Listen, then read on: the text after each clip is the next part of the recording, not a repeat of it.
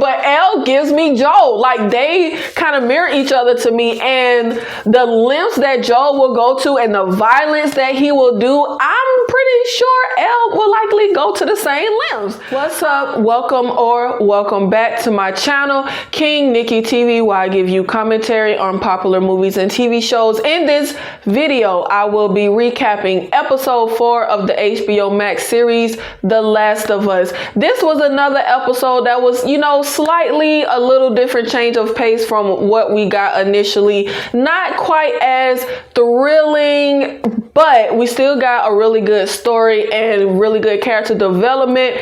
And this episode also introduced some new characters. Now we get to focus on Joel and Elle's relationship and bond that they are building. Initially, Joel really didn't want nothing to do with Elle. I mean, even if you think back to, I think it was was it the second episode? Second episode when Tess, Joel, and Elle are going to meet the Firefly, and Joel is walking a little bit behind Tess and Elle, and Tess is kind of asking Elle questions. And once we get to when Tess has to crawl through to open something up and they're alone, Joel and Elle are alone, Joel kind of just nope, not answering that question, don't want to do this. He kind of has been a little standoffish when it comes to Elle, not really wanting to get very close to her. However, this episode, it seems like he's kind of warming up, letting his guard down, kind of letting Elle in, and they start to really have it where we can really see the bond and little kind of father-daughter relationship they're building. For one, when we are driving and we're in Frank's car, or we're in Bill's car. We're in Bill and Frank's car, and Elle finds a magazine, not really for kids. And so we get a little bit of that father-daughter dynamic, as well as when it comes to just their little banter when Elle pulls out this little Laffy Taffy joke book. Little, I guess you would call it dad jokes. And they go to, I think they're going to sleep, and she's like, can I ask you a question? And then that's when she pops up one of the little jokes and he laughs. And you can really see that they're really starting to connect and build a bond. Got this father-daughter dynamic. Now this episode, of course, things have gone a little bit awry with our previous plans. We didn't meet the Firefly group we were supposed to meet. If you recall, that's when Tess sacrifices herself. That group had already kind of self-destructed because somebody got infected. Then the plan was to go to Bill and Frank's, but they had already were no longer with us. Now the new plan is for Joel to get Elle to my mind cannot remember the city, but basically we are trying to get to Joel's brother, who was a member of the Fireflies and can help us with how to get to them and their doctor. So that is where they are currently trying to go. That is our current mission, is to get to Joel's brother, who we were supposed to get to anyway. That's how this all popped off. And I have halfway been thinking bro, whatever happened to the brother? Because we initially got into this because we needed a battery so that Tess and Joel could go help his brother, because his brother has been gone for quite a minute, out by himself. So we wanted to go help him. And so we just got all sidetracked and off of that. Now you might hear my dog playing with her toy in the background. Now we are driving, and really this show, I just be on pins and needles, feeling like someone is going to jump out, something is going to happen at any moment. So I was kind of really on edge. And as they are driving, Joel has Elle looking at the map, trying to figure out where we're going, what the route is. Now, once we get to Kansas City, I think is where they are, they jump to another group, which is when we are introduced to Kathleen and Perry. Those are our two new characters, and it's kind of just a group of characters because we have this little rebel group, but those are the two main focus characters of this group. Now, I honestly wasn't very impressed with Kathleen. Marlene gives me like tough, I won't F with her, she can handle herself. Tess gives me tough, don't F with her, she can handle herself. Kathleen giving me like I don't know, baking cookies for the Sunday school group. Like, I don't know, she doesn't feel very threatening. I'm not scared of her. And of course, you know, that can work to someone's advantage if you are very unassuming and people kind of just, you know, I guess don't take you seriously, which I just kind of don't take her seriously. I don't know, but I was just like, oh, okay. There is, you know, a darkness to her character because we see her interrogating her doctor, and she's trying to find someone named Henry who apparently kind of sold out her brother. It sounds kind of like, you know how like with the Holocaust and all that stuff, like how they would get Jewish people to kind of rat on other Jewish people. That's what it sounds like. Like Phaedra had folks ratting out their own neighbors and people that you knew. So the doctor's kind of pleading his case like, you know me, I delivered you, I'm your doctor, but baby ain't kept. Now she has what seems to be like her lieutenant, right-hand man, which is Perry. Now Perry I really like, and we didn't even get as much from Perry as we got from Kathleen, but I'm just way more intrigued and interested in Perry than I am with Kathleen. Like I said, Kathleen, I don't know, she giving me PTA, like she giving me mom's club. Like I'm just not scared of her. I'm not excited about her. I'm not interested in her character, but hey, maybe they'll prove me wrong because baby is with the shits. Like she was about her business on what she was doing. I guess I just wasn't believing it, if that makes sense. I just look at that actress and I'm just like, because I feel like the girl, I can't think of her real name, who was in Fringe, who played Tess, they made her look rough. Like baby was looking like, I was like, okay, let's not F for her. She like she done been through some things. I just wasn't believing Kathleen. And there is one line that has been said 1,100,000 times in movies and stuff like that I absolutely love and never get sick of, and that is the kill 'em all line. I love anytime someone is in a movie and they say kill 'em all. Kathleen gave the kill 'em all line, and I didn't buy it. I'm sorry, but I didn't. Like, it wasn't, she just wasn't giving it to me. And all of the acting on this show has been so top caliber. I don't know. I wasn't impressed. Now, we see her in there with the doctor, and now also while Joel and Elle are driving in Kansas City, we end up seeing someone talking about they hurt, and Elle is like, yo, we gonna help him, and Joel is just pretty much like, nah bitch, we're not helping him. And of course it's an ambush, it's a trick, and they end up attacking, like this group ends up attacking Joel and Elle in the car, and I was so pissed. Like, baby, we had a car for a hop, skip, jump in a minute. Like, we literally didn't even get to have our car for very long, and we got all these supplies in the car that we obviously, like, it's so much we cannot carry with us. But they end up crashing into this building.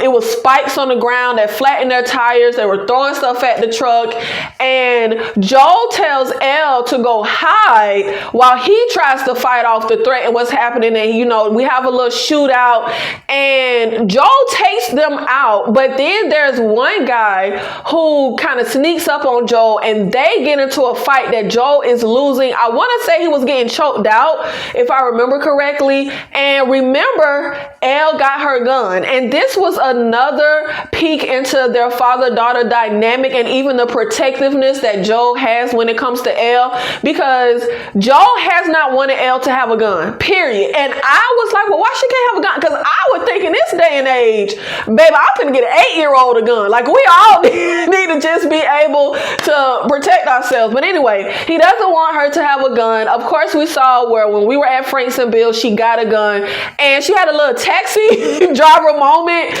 at the beginning of the episode when she's posing with the gun in the mirror. And remember my last video I was saying, I hope her sneaking this gun don't end up where it's something stupid. And it's like, see, that's why you ain't need a gun.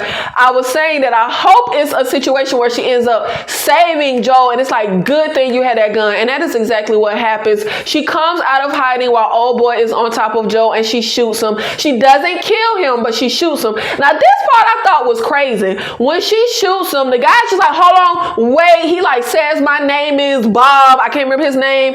Can you take me to my mom? And I'm saying, like, nigga, you just tried to kill us. I'm not taking you to your mama. Like, are you crazy? I thought that was so kind of ridiculous. And I get it and I don't get it, because Elle ends up asking Joel, has he ever killed innocent people, hurt innocent people? And if you remember, Tess said, we not good folk.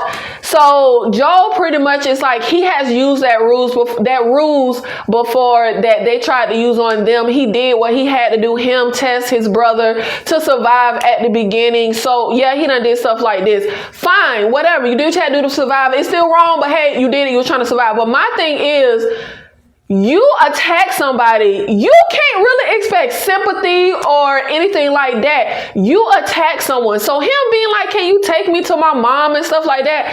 I don't know. I just thought it was kind of ridiculous. He was like pleading for his life. And I'm just like, I feel for you, buddy, because I'm just like that. But nah, bro, you tried to kill, like you literally, we were just random innocent people minding our business. You don't know us from John. You don't know us from a hole in the wall, and you attack us. So yeah, baby, you gotta die.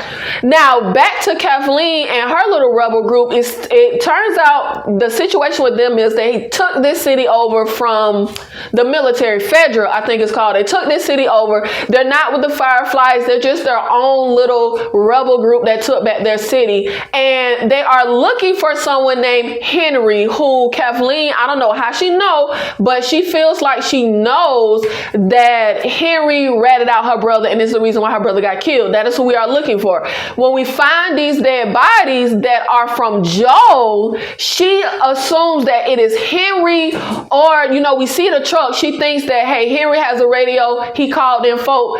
He got folk here to help him scour the city and find the folks that's with Henry. And we trying to find Henry. Now, when one of the guys get brought back to the group, he ain't quite dead yet, but he, you know, dying. He gonna be dead. And remember, she's interrogating the doctor, and she's just kind of like, will a doctor help? And they just like, nah, baby, he just dead. So she go in, she just killed the doctor. Like, it's no use for you. I was gonna use you if you could have helped the old boy, but it ain't no use for you. So she just kills him. So I'm just not convinced on Kathleen. I feel like anybody can just take her power at any moment, because why are we following her? I don't get it. I'm not seeing it. I'm not buying it. I don't know. Maybe we'll see something else when it comes to the next episode. But as of now, it's like the character herself is making certain moves that's like, okay, well, that's why she's in power. But I don't know. It's just something about her that I'm just not buying. Maybe it's the actress. I'm not following your lead. If I'm in this city and I'm with this little rebel group, I'm gonna be saying like, well, baby, why are we following her? Like, I'm not. Now, we end up having Joel with Elle, and I got sidetracked because I'm trying to connect everybody. But remember, I was talking about Elle having a gun and Joel being like father-daughter dynamic and feeling protective. He tries terribly because he ain't good at the conversation, which he says. The reason he did not want her to have the gun is because he did not want her to have to do anything like that. He didn't want her to have to do any type of violence. And he says, even though she didn't kill the person, she still used the gun. She still hurt someone. Joel sends her away after she shoots old boy, and he's pleading for his life. And Joel kills him. And Joel is upset that he even was caught slipping like that and had to put her in a position to do that. And we get a little sliver of info, but not the full story, because Joel is assuming this is the first time Elle has had to do anything violent, had to hurt someone, and she says that no, it's not her first time. And when he tries to ask her about it, she doesn't want to talk about it. So I guess that's like put a little pin in that. I'm assuming we're going to come back to that. I don't know if it has anything to do with when she was attacked by the infected. I don't know. I can't even speculate. Now, Joe ends up, though, giving her the gun back, kind of showing her a few pointers of how to hold the gun, where to carry the gun so she don't shoot her butt off. And it was kind of giving me vibes of that Robert Rodriguez movie. Oh, I can't think of the name, where it's a zombie movie and old girl gives her son the gun and it's loaded and she's like, don't point it at yourself. You're going to shoot your face off. And the second she walks away, he shoots his face off. So when Joel tells Elle, put the gun in your backpack, not like she was finna tuck it in her pants so she could shoot herself, she don't listen and she puts it in the pocket of her jacket. And I'm just like, oh Lord, girl, is something finna happen with you having this loaded gun? Because I don't even know if she got the safety on. But anyway, they're scouring the city, looking for the folks that's with Henry, who are AKA Joe and Elle, who ain't got nothing to do with Henry. And we end up in this building. We're up high and we're going to go to sleep for the night. Joe breaks glass, which I didn't get why Elle even had to ask why he was breaking glass. I don't know. She has lived a sheltered life. This is her first time like in the world, but I feel like that's pretty obvious that you're setting a trap that when someone steps on it, it's going to make noise and you'll know like someone can't sneak up on you. And she ends up saying, well, are you even going to be able to hear it? Because I noticed you don't have very good hearing in your right ear. So Joel goes to go to sleep and I'm peeping which ear is the one he laying on. He was laying on the right ear, that's the bad ear, so that he could hear with the left, right? But then he's fast asleep and he done moved in his sleep and he is now laying on the good ear, the left ear. So the right ear is the one out to peep, but that right ear can't hear too well. And he is woken up by Elle calling his name multiple times because baby can't hardly hear. And that's when we see this black guy and his son, I'm presuming is his son, holding a gun on them. Now, hold on to that. Let's jump back. Kathleen and Perry go to this building or house. They go to this house and up in the attic you see where it looks like a kid has been there. Food, cans of food is there, and she tells him, you know, Henry is out of food, and they talk about a little boy being with Henry and, you know, put extra security on the food bank or whatever because they're going to need supplies. So once we get to this scene, I'm like, that's Henry. That's a little boy. It was a little boy up in the attic. They looking for Henry. I'm like, they don't tell us who it is though. So I'm just speculating. But baby, who else is running through the city with a little boy? I'm going to presume that it's Henry and his son, who I'm presuming is his son, the little boy that he with. I can't recall if they called the little boy his son in the episode. I can't remember. But there's a little boy with him. Now, one little thing that they gave us in this episode, but didn't quite, you know, kind of put a pin in it, is going to come up later. Kathleen and Perry go to this building and we open this door and it looks like, I was trying to figure out what that was. Something coming up out of the ground, breaking through. Is that a sinkhole or is something, I don't know if that's a sinkhole or something that's just breaking up through the ground. But baby, Kathleen looks shooketh. Like she looks shook. She just went from cold-blooded killing the doctor to now she's shook. So it's like, oh hell, what is coming up out of the damn earth? And I'm on pins and needles because y'all know I'm not familiar with the game, but I did hear that in Billstown there was supposed to be a school scene that would introduce a different kind of infected. We did not get that in Billstown in the TV show, so I'm on pins and needles waiting for when we gonna get that from the game that was Billstown. Where is that gonna pop up in the show? Where is this different infected? We already had the blind weird infected that attacked us that can't see but can hear with the little weird stuff all over their head. So that was already, I don't want to fight that. Like, that's scary. I don't want to come across that. So I'm wondering, what is this next, like, different infected? How many different types of infected are there, as a matter of fact? But honestly, I like last episode. I like this episode. But again, like I said with last episode, it's not my personal like cup of tea. I want more chaos and just I want everything to kind of ramp up more, but still good. The pacing was good. Nothing dragged. Next thing I knew, the episode was over. And I was like, wait, that's it? This episode felt much shorter than the other ones, but they still gave us really valuable, can I talk? They really gave us valuable information as far as our characters, as far as our story. I don't know. How do y'all feel about Kathleen? I don't. And when are we going to see, what was her name? Was it Maureen? Y'all, what was that black lady name? Was it Maureen? I think it was Maureen. When we gonna see her again? I would like to see that character again. What happened to her? But anyway, it's really interesting how similar Joel and Ellie's characters are, even when it comes to kind of, Joel is pretty hardened, unemotional, even when it comes to like doing these terrible things. I mean, even having to kill the guy, and even the stuff he alludes to that he has had to do to survive, he kind of is a little unemotional about it. And Elle comes off the same way, where she shoots this guy, and even though you didn't kill him, I can't even imagine shooting somebody. Like I literally can't even imagine it.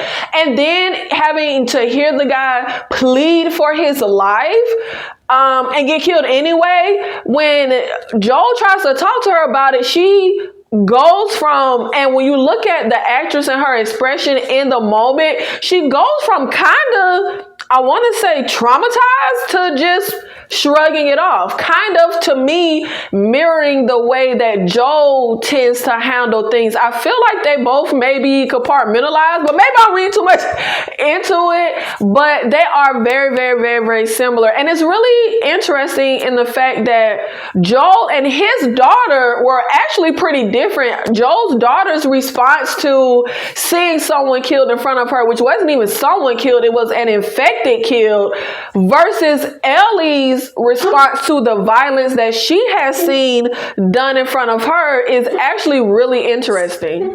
I mean, Joel has pretty much been very stone from the 20-year jump. I feel like we saw the first little crack emotionally, like letting us peep in when Tess died. I feel like he likely loved her a lot more than he even admitted to himself or let on in any way. And we finally get to see some type of emotion when he laughs at Elle's joke when they're trying to go to sleep. It's literally, and I'm trying to think, I think I'm right in saying that is the first time we have seen Joel smile or have any glimmer of anything like happy in any shape, way, or form. He is very gloomy. And that is the first time that we really see him kind of, I guess let loose, let open a little bit, and not just be, dark and cloudy. And it's going to be really interesting to see where we go with Elle, because Elle gives me sociopath a little bit. Not really, not fully, but Elle gives me Joel. Like, they kind of mirror each other to me, and the lengths that Joel will go to and the violence that he will do, I'm pretty sure Elle will likely go to the same lengths. She jumped out to shoot old boy when Joel was in danger, and I feel like she would do a lot more if Joel were in danger, or if she herself were in danger. I can definitely see her turning into the "we are not good people." This was a good episode. I'm excited for everything else to come. And let me know your thoughts. What did you think about this episode? Are you on board with these kind of, I don't want to say slower pace, but just not, we didn't get any infected. We got a shootout. We got a little action, but it was a lot of character development. So are you on board with this change of pace from the first two episodes? Or do you want to get back to the intensity and the chaos like I do? But this is still my favorite show on TV right now. Every episode has been a hit. Nothing has been a miss so far, in my personal opinion. As always, thank you so much for watching this video, for supporting the channel. I'll see you in the next one. Thank you.